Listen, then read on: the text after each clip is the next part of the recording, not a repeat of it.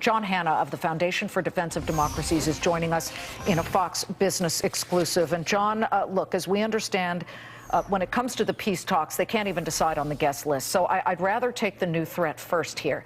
Let's begin with that. What do we know about where this video was shot, and how important is the location of where the video was shot, and why?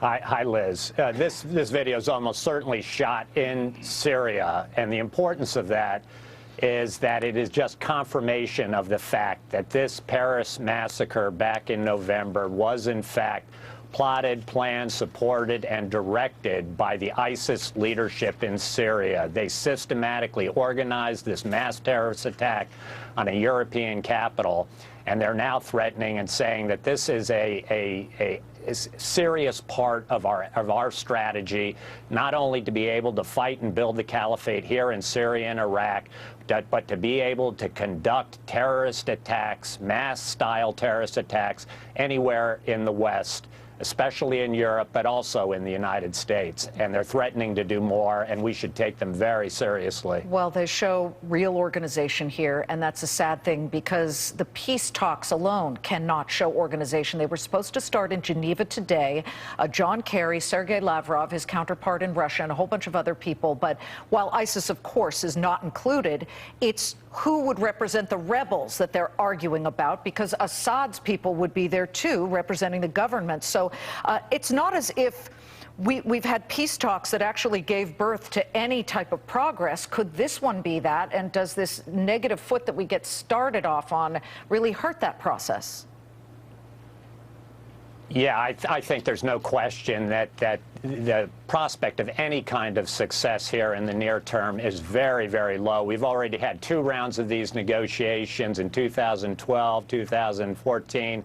They were both utter failures, and there's no reason to believe that this will be any more successful, in particular because of the Russian, Iranian, Hezbollah intervention into this conflict on the side of the Assad regime. The Assad regime is now stronger than it's been at any point in the past several years. It is not going anywhere, and that, of course, is the fundamental demand of the rebels, who are saying that the only way we can have a political solution if Assad goes quickly. That is now impossible. Well, if Assad feels that the government is winning, that, of course, would probably reduce the concessions that he's willing to give if he feels empowered. Did it surprise you? Because I watched Secretary of State John Kerry's speech very closely in Davos, Switzerland at the World Economic Forum. It surprised me when he said, I was honored to meet the Ayatollah Khamenei, the spiritual leader of the Iranians. Meantime, it's the Iranians, as you mentioned, who are gumming up the process of future peace efforts, correct? Oh, there's no question. And not only in Syria, of course. The Iranians have actually been on a rampage since the nuclear agreement was signed in July. There has been one series of challenges after another to the United States, not only in Syria, but in Yemen, of course, with the ballistic missile launches, with firing missiles near our fleet in the Persian Gulf, and, of course, the seizure of our sailors in the Gulf just a matter of a week or 2 ago. So since this Iranian deal, we've had real trouble with the Iranians, and anybody who believes that they're going to be our partners in bringing peace to Syria, I'm afraid, is sadly delusional. John, before I let you go, I got to bring up Russia here, because Russia's intervention in this whole thing over the last several months has definitely tipped the balances in the favor of the Assad regime and the government there. That said, I don't quite understand why it is such a negative to, let me rephrase that.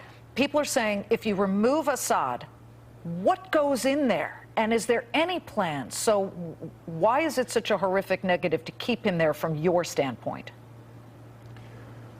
From my standpoint, the reason is because achieving any kind of political solution with Assad in power is virtually impossible. He has been responsible for the slaughter of upwards of 250,000 Syrians. He has sent more than half of his country fleeing from their homes, most of them rushing now to Europe, causing one of the great crises we've seen in Europe since the end of World War II. So a settlement with Assad is impossible. A settlement where Assad leaves, but you maintain some of the basic structures of the regime to prevent chaos from ensuing is, of course, what the ideal would be, but we're an awful long way from there. John Hannah, Foundation for the Defense of Democracy Senior Counselor. See you next time. Thank you.